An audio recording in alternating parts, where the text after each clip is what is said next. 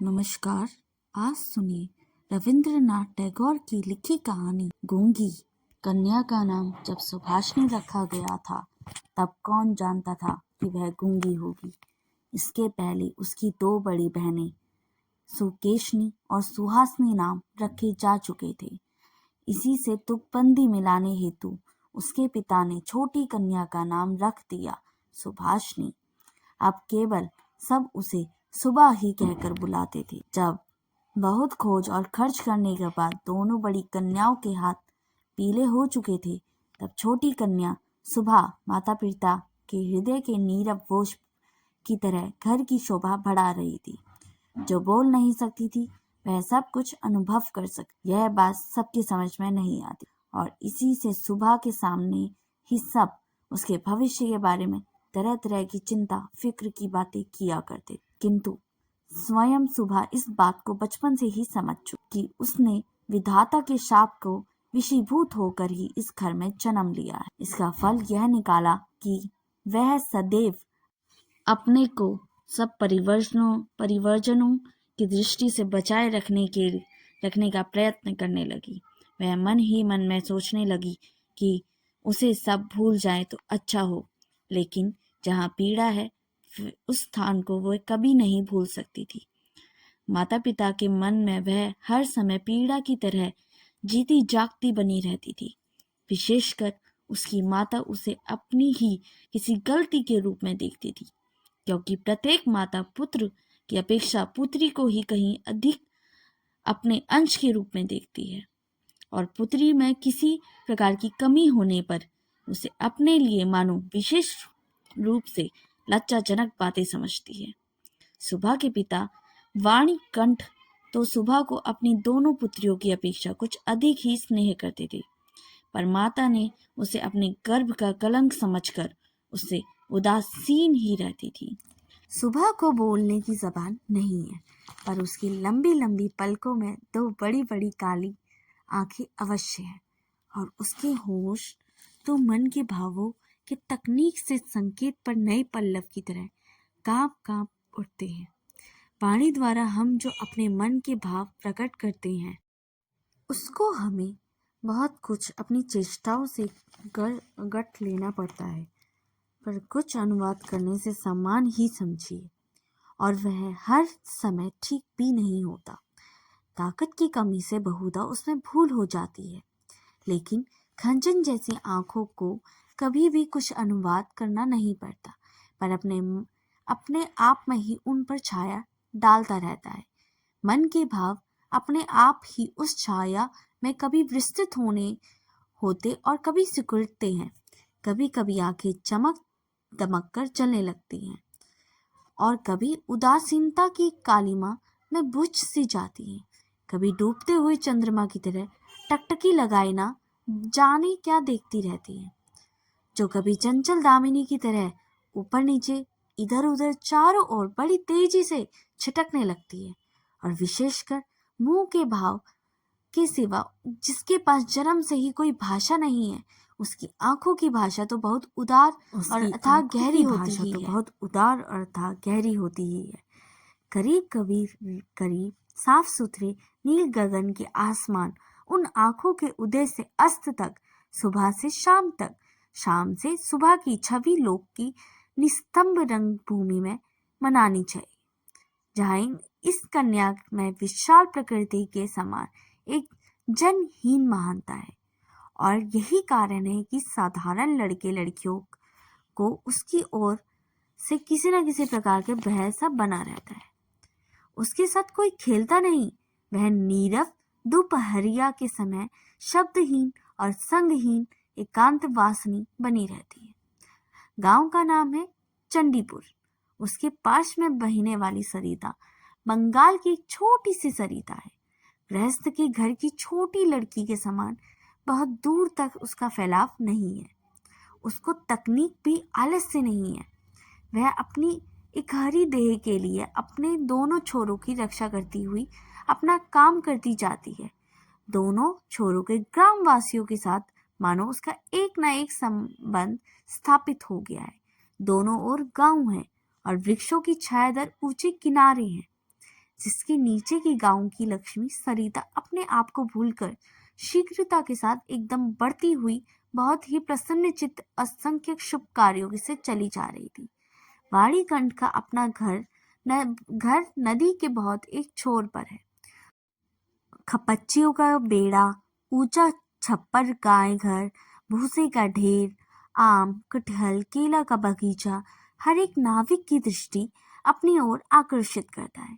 ऐसे घर में आसानी से चलने वाली ऐसी सुख की गृहस्थी में उस गूंगी कन्या पर किसी की दृष्टि पड़ती है या नहीं मालूम नहीं, पर अपने काम धंधों से ज्यों ही उसकी तकनीक फुर्सत मिलती है, झट से वह नदी के किनारे जा बैठती है।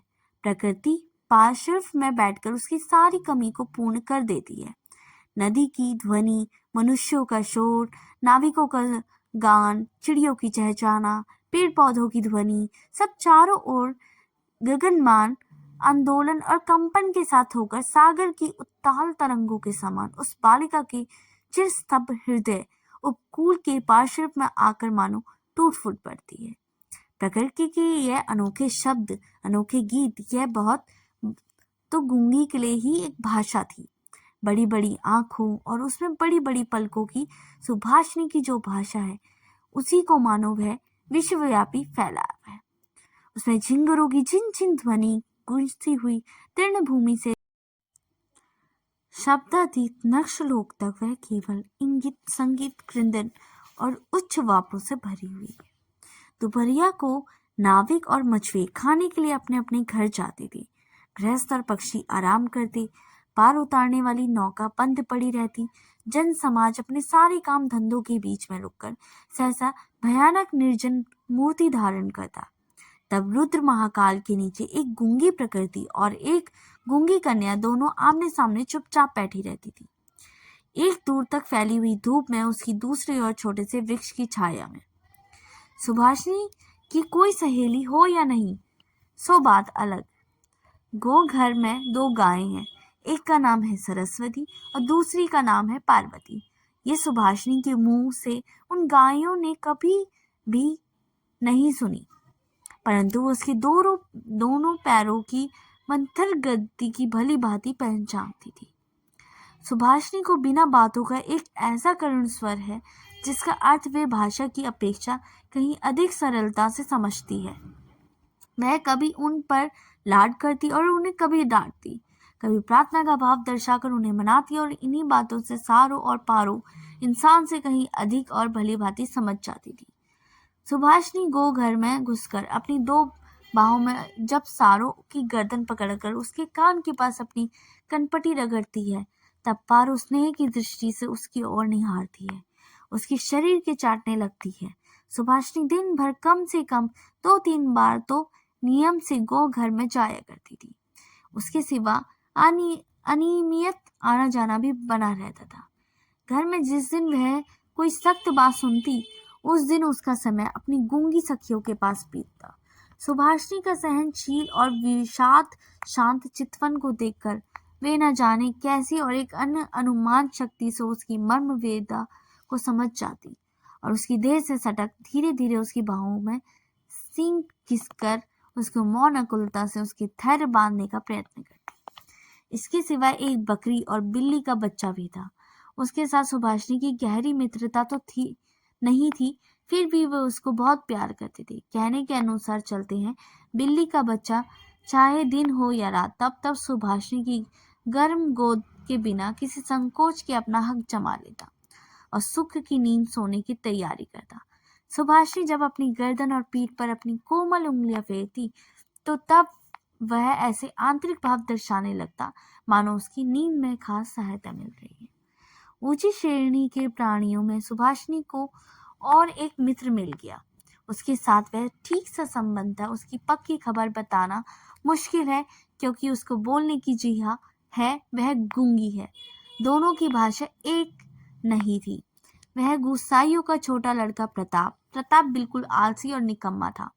उसके माता पिता ने बड़े प्रयत्नों के उपरांत इस बात की आशा तो बिल्कुल छोड़ दी थी कि वह कोई कामकाज करके गृहस्थी में कुछ सहायता करेगा। निकम्मों के लिए एक बड़ा सुविधा यह है कि परिजन उस पर बेशक नाराज रहे, पर बाहरी जनों के लिए वह प्रिय स्नेह पात्र होते थे। कारण किसी विशेष काम में न फंसे रहने से वे सरकारी मिल्कियत से बने जाते थे। नगरों में जैसे घर के पार्श्व में कुछ दूर एक आध सरकारी बगीचे में रहना आवश्यक है, वैसे गांव में 2-4 निठल्ले निकम्मे सरकारी इंसानों का रहना आवश्यक है। काम धंधों में, हास परिहास में, और जहां कभी एक आध की कमी देखी वहीं वे चट से हाथ के पास मिल जाते थे। प्रताप की एक विशेष रुचि एक ही है कि वह मछली पकड़ना, इससे बहुत कम समय आसानी से कट जाता था। तीसरे पहर सरिता के तीर पर बहुधा इस कान में तल्लीन दिखाई देता, वह बहाने सुहासिनी से उससे भेंट करा करती थी। चाहे किसी काम में हो, पार्श्व उसके एक हम मिजोली मिलने मात्र से ही प्रताप का हृदय खुशी से नाच उठता। मछली के शिकार में मौन साथी सबसे श्रेयकर माना जाता है। प्रताप सुभाषिनी को खूबी से जानता था और कद्र करता था। यही कारण है अब तो सुभाषिनी को सुबह कहते, किंतु प्रताप उसमें भी स्नेह भरकर सुबह को सू कहकर पुकारता। सुभाषिनी इमली के वृक्ष के नीचे बैठी रहती, प्रताप पास के जमीन में बैठा रहता है। सरिता जल में कांटा डालकर उसी की ओर निहारता रहता। प्रताप के लिए उसकी ओर हर रोज एक पान का बीड़ा बांधा हुआ था, उसे स्वयं अपने हाथ से लगाकर लाती। शायद बहुत देर तक बैठे बैठे देखते देखते उसकी इच्छा होती कि प्रताप की कोई विशेष सहायता करे, उसकी किसी काम में सहारा दे। उसको ऐसा मन में आता कि किसी प्रकार का वह बता दे कि संसार में वह भी एक कम आवश्यक व्यक्ति नहीं है, लेकिन उसके पास ना तो कुछ काम करने को था और ना कुछ वह कह सकती थी। तब वह मन ही मन में भगवान से अलौकिक शक्ति के लिए विनती करती कि जिससे वह जादू मंत्र से चट से ऐसा कोई चमत्कार दिखा सके जिसे देखकर प्रताप दंग रह जाए और कहने लगे, अच्छा सू, यह करामात मुझे तो पता नहीं थी।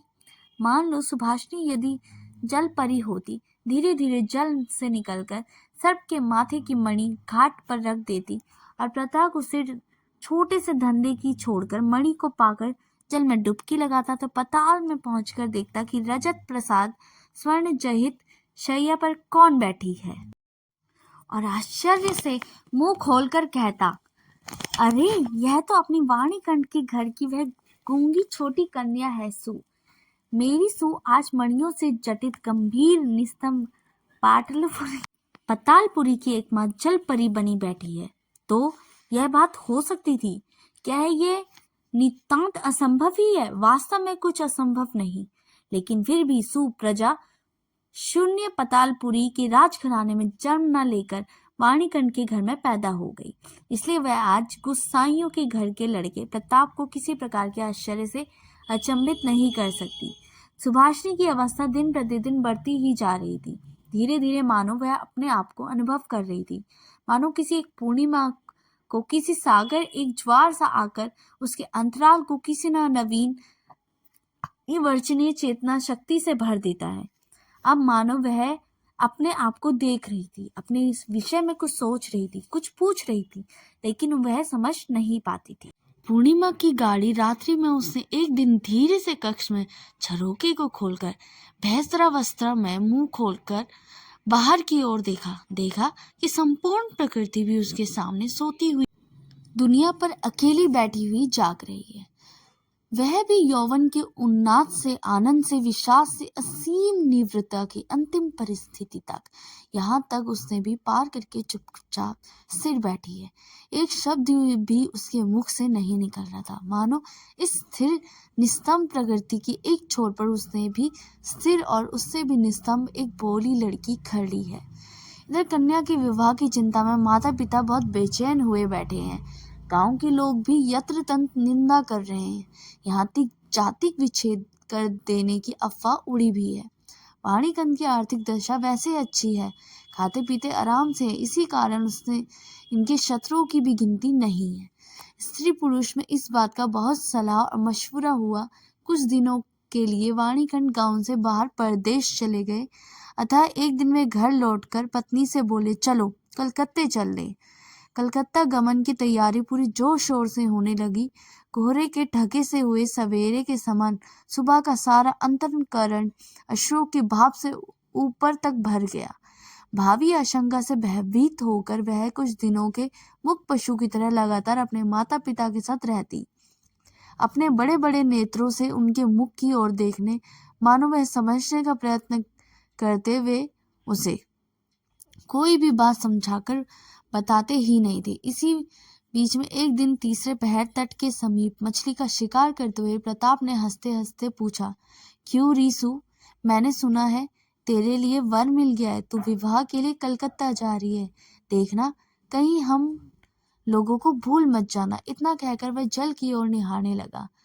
तीर से घायल हिरनी जैसी शिकार की ओर ताकती और आंखों ही आंखों में वेदना प्रकट करती हुई कहती रहती, मैं तुम्हारा क्या बिगाड़ा था। सुबह ने लगभग वैसे ही प्रताप की ओर देखा। उस दिन वह वृक्ष के नीचे नहीं बैठी। वाणीकंठ जब बिस्तर से उठकर धूम्रपान कर रहे थे, सुबह उनके चरणों के पास बैठकर उनके मुख की ओर देखती हुई रोने लगी। अंत में बेटी के ढाढ़स और सांत्वना देते हुए पिता के सूखे हुए कपोलों की अश्रु की 2 बूंदें ढुलक पड़ी। कलकत्ता जाने का शुभ मुहूर्त है। सुबह गवाल घर में अपनी चिर संगिनियों के विदा लेने के लिए गई। उन्हें अब हाथ से खिलाकर गले से बाहों में डालकर वे अपनी दोनों आंखों से खूब जी भर करके उनसे बातें करने लगी। उसके दोनों नेत्र अश्रुओं के बांध कर रोक न सके। उस दिन शुक्ला द्वादशी की रात थी। सुबह अपनी कोठरी से निकलकर वहीं जाने पहचाने सरिता तट के कच्चे घाट के पास घास की ओर धोंडी लेट गई, मानो वह अपनी ओर अपनी गूंगी जाति की पृथ्वी माता से अपने दोनों बाहों को लिपटकर कहना चाहती थी कि तू मुझे कहीं के लिए मत विदा कर माँ, मैं मेरे समान तू मुझे अपनी बाहों से पकड़ कर रख, कहीं विदा मत कर।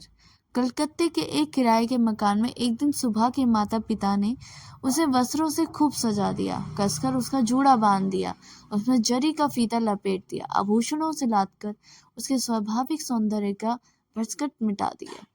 सुबह के दोनों नेत्र अश्रुओं से गीले थे। नेत्र कहीं सूख न जाए इस भय से माता पिता ने उसे बहुत समझाया बुझाया और अंत में फटकार अभी, पर अश्रुओं की फटकार की कोई परवाह नहीं पड़ी। उस दिन कई मित्रों के साथ वह कन्या को देखने के लिए आया। कन्या के माता पिता चिंतित, शंकित और भयभीत हो उठे, मानो देवता स्वयं अपनी बलि के पशुओं को देखने आए हों।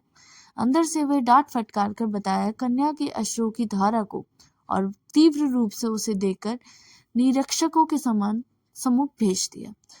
निरीक्षकों ने बहुत देर तक उसे देखभाल और उपरंत का ऐसी बुरी भी नहीं थी। विशेषकर कन्या के अश्रुओं को देखकर वे समझ गए कि उसके हृदय में कुछ दर्द भी है, और फिर हिसाब लगाकर देखा गया कि हृदय आज माता पिता के विछोह की बात सोचकर इस प्रकार से द्रवित हो रहा है। अंतकाल में कहीं उन्हीं के काम वह आएगा। समीप के मोती के समान कन्या के आंसुओं की बूंदें उसका मूल्य बढ़ाने लगी। उसकी और किसी और को कुछ कहना ही नहीं पड़ा। पात्र देखकर खूब अच्छे मुहूर्त से सुबह का विवाह संस्कार हो गया। गूंगी कन्या को दूसरे के हाथ सौंपकर माता पिता अपने घर लौट गए, और तब कहीं उनकी जाति और परलोक की रक्षा हो सकी। सुबह का पति पंचाग की ओर नौकरी करता था। विवाह के उपरांत शीघ्र ही वह अपनी पत्नी को लेकर नौकरी पर चला गया।